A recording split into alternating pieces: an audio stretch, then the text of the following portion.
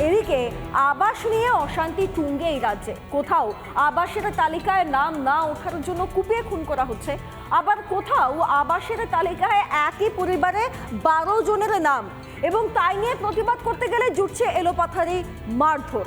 দেখুন মালদার পরিস্থিতি।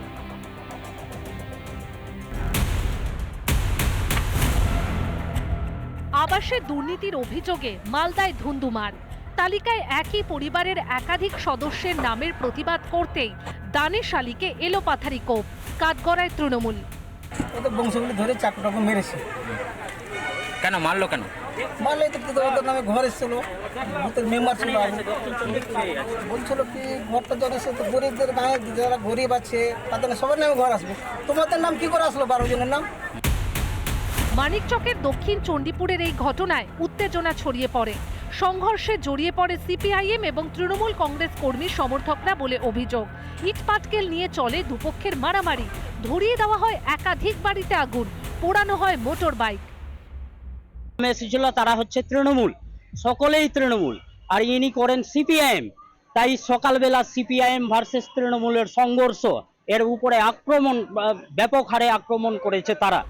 এই ঘটনায় তুঙ্গে রাজনৈতিক তরজা। এখানে তৃণমূলের নাম বলা হচ্ছে সম্পূর্ণ মিথ্যা কথা। তৃণমূল এই ব্যাপারে জড়িত না, এটা অন্য গণ্ডগোল।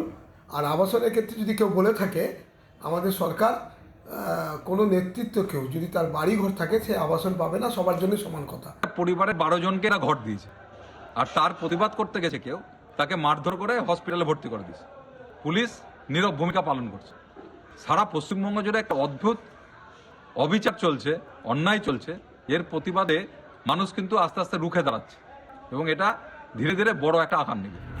শনিবার উলুবেড়িয়ায় আবাস তালিকায় নাম বাদ পড়ায় দাদাকেই কুপিয়ে খুনের অভিযোগ ওঠে ভাইয়ের বিরুদ্ধে। আর 24 ঘন্টা কাটতে না কাটতেই আবাস দুর্নীতিতে রক্তাক্ত হলো মালদা। দুর্নীতির ঘুঘুর বাসা থেকে কবে মুক্ত হবে আবাস? রিপাবলিক বাংলা। দেখুন ফের একবার নজর দিতে হচ্ছে বাংলাদেশের দিকে। হয়তো হিসাব করলে দেখা যাবে যে 2 সপ্তাহ প্রায় পার হয়ে গিয়েছে, এখনো জেলবন্দি রয়েছেন ওপার বাংলায় চিন্ময় কৃষ্ণ প্রভু। যে ঘটনার প্রতিবাদ গোটা বিশ্ব জুড়ে চলছে। বাংলাদেশে লাগাতার হিন্দুদের উপর অত্যাচার, বাড়িঘর পুড়িয়ে দেওয়া, মন্দির পুড়িয়ে দেওয়া, এই ঘটনা লাগাতার ঘটছে, যার প্রভাব এপার বাংলাতেও পড়ছে। জেলায় জেলায় ঠিক সেই ছবি ধরা পড়ল।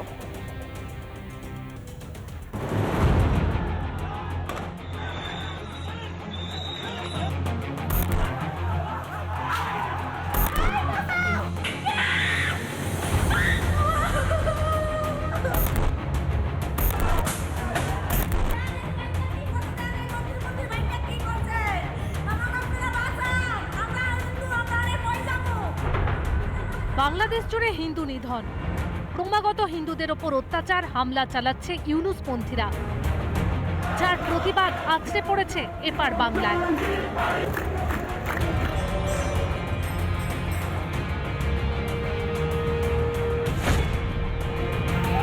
রবিবার হুগলির রিষড়ায় পথে নামে জাগ্রত সনাতনী হিন্দু সমাজ। রিষড়ার বাঙ্গুর পার্ক থেকে শুরু হয় মিছিল। জানে না যে 200, 300, 400, 500 লোক, আমাদের হাজার হাজার লাখো লাখো আমরাও জড়ো হতে পারি।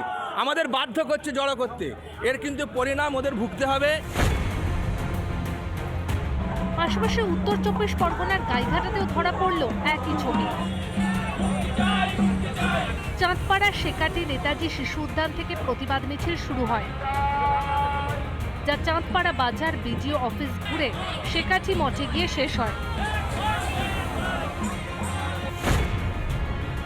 দুর্গাপুরের সিটি সেন্টার থেকে চণ্ডীদাস মার্কেট পর্যন্ত মিছিল করে সনাতনী হিন্দু সমাজ। কীর্তন আর শঙ্খ বাজিয়ে চলে বাংলাদেশের অত্যাচারের প্রতিবাদ।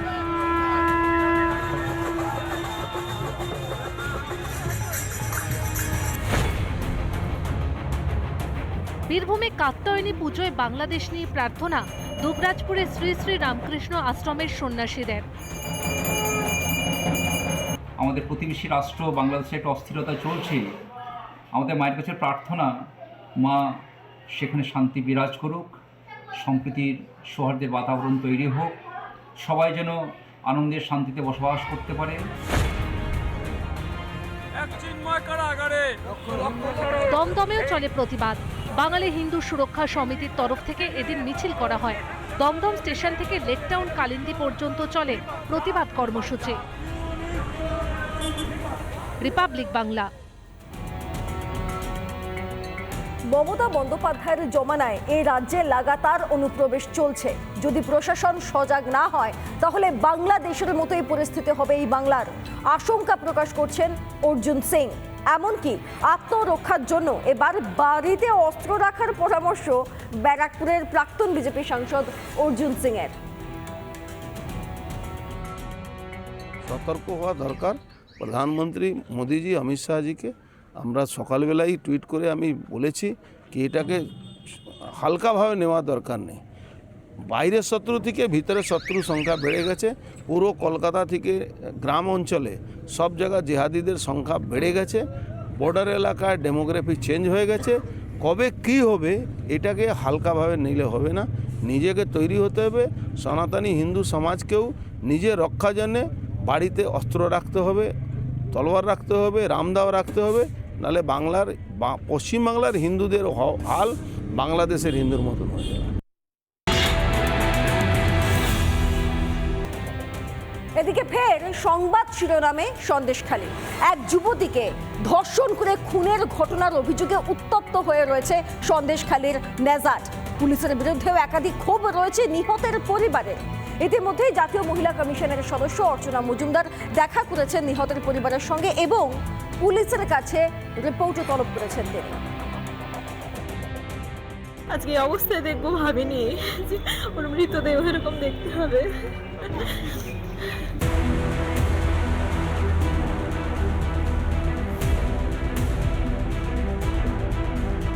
সন্দেশখালীর নেজাটেও পুলিশি নিষ্ক্রিয়তার অভিযোগ। নিহত যুবতীর পরিবারের দাবি, নিখোঁজ হওয়ার অভিযোগ পেয়েও কার্যত হাত গুটিয়েছিল পুলিশ। সন্দেশখালীর ন্যাজাটে ঘোষপুর, সেই ঘোষপুরে এসেছেন জাতীয় মহিলা কমিশনের সদস্যা অর্চনা মজুমদার। যে যুবতীর দেহ উদ্ধার হয়েছিল 3 দিন পরে, সেই ঘটনার পরিপ্রেক্ষিতে তিনি পরিবারের সঙ্গে দেখা করতে, কথা বলতে এসেছেন। যেখান থেকে দেহ উদ্ধার হয়েছে সেই স্থল তিনি সরে জমিনে পরিদর্শন করলেন, কথা বললেন ওসির সঙ্গে এবং কথা বললেন বিডিওর সঙ্গে। আরও একটি ধর্ষণ খুনের অভিযোগ। ফের প্রশ্নের মুখে রাজ্যের নারী নিরাপত্তা, যা নিয়ে বিডিও এবং পুলিশের কাছে প্রশ্ন ছুড়ে দিলেন জাতীয় মহিলা কমিশনের সদস্য অর্চনা মজুমদার। এবং এই ঘটনা আবার ঘটবে, ওদের আরো মেয়ে আছে, সব বাড়িতে মেয়ে আছে, কি করবেন? What is your future plan to prevent this? এটা আরেকটা কোয়েশ্চেন, 4টে কোয়েশ্চেন। ঠিক আছে অফিসার, আর বাকি আমি আপনার রিপোর্ট পেলে আজকে আই ওয়ান্ট দ্য আনসার। রবিবার নিহত যুবতীর পরিবারের সঙ্গে দেখা করেন অর্চনা মজুমদার। পুরো সেকশনটাই অন্যরকম হয়ে গেছে। ওয়াই কেন? একটি মেয়ে, সে গোয়াল ঘরে গরু বাঁধতে এসেছে তার মার সাথে, সেখান থেকে জুতোগুলো পরে আছে, মেয়েটি নেই। তার বোন, মা, বাবা থানায় গিয়ে নালিশ করছে, পুলিশ লিখছে যে মেয়েটি চলে গেছে, পালিয়ে গেছে। আনফরচুনেট। পুলিশের কাছে জবাব চাইবো, what have you done in last 5 days? উত্তর দিতে হবে, মহিলা কমিশন ছাড়বে না। এলাকায় বহিরাগতদের দাপাদাপির অভিযোগ, তাদেরই লালসার শিকার হয়েছিলেন কি যুবতী? পরিবারের তরফ থেকে অভিযোগ করা হচ্ছে এই এলাকায় প্রচুর পরিমাণে মদ জুয়ার ঠেক বসে, প্রচুর অনামী বেনামী মানুষজন এসে বসবাস শুরু করেছেন। তাই এই মুহূর্তে তিনি এসেছেন, কথা বলছেন এবং এরই পাশাপাশি রিপোর্ট তৈরি করে দিতে বলেছেন পুলিশকে, এবং পুলিশের তরফ থেকে যে রিপোর্ট, সেই রিপোর্ট তিনি নেবেন এবং পাঠাবেন জাতীয় মহিলা কমিশন। এখানে তো এরা নালিশ করছে যে প্রচুর বাইরের লোকজন ঘরবাড়ি করে বসে গেছে। এদের একটা চক্র থাকতে পারে। হ্যাঁ, দে হ্যাড এ প্ল্যান, কিছু করতে পারেনি, রেখেছে। একটা গ্যাং রেপ হয়েছে, অত্যাচার হয়েছে মেয়েটার উপর, প্রমাণ লোপাটের জন্য জলে ফেলে দেওয়া হয়েছে। এবং আমি বলবো, আমার পুলিশ যদি, আমি আবার বলছি, পুলিশ প্রশাসন কাজ করলে 5টা দিন একটা মেয়ে মিসিং থেকে পুকুর থেকে ভেসে ওঠে। সন্দেশখালীর নারীদের সুরক্ষার দাবি আগে উঠেছে, তারপরও সেদিকে কেন নজর নেই পুলিশ প্রশাসনের? এইভাবে আর কত প্রাণ গেলে নিরাপত্তা নিশ্চিত হবে সন্দেশখালীর মা বোনেদের? রুমকিদের রিপোর্ট, রিপাবলিক বাংলা।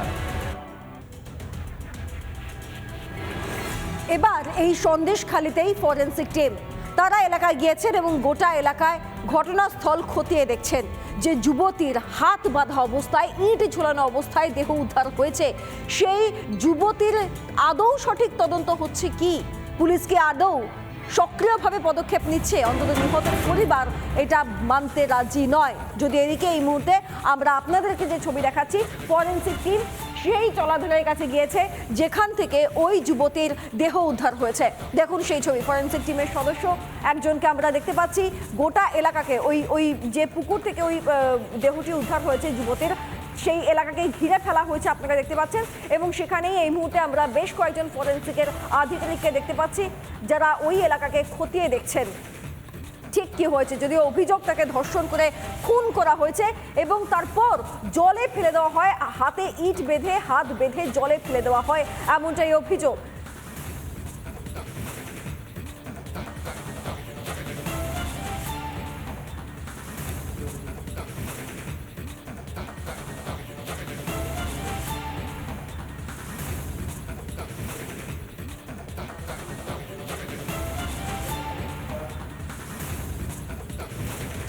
নানা ধরনের কন্টেন্ট দেখার জন্য লাইক করুন, শেয়ার করুন আমাদের ফেসবুক পেজ, সাবস্ক্রাইব করুন আমাদের ইউটিউব চ্যানেল।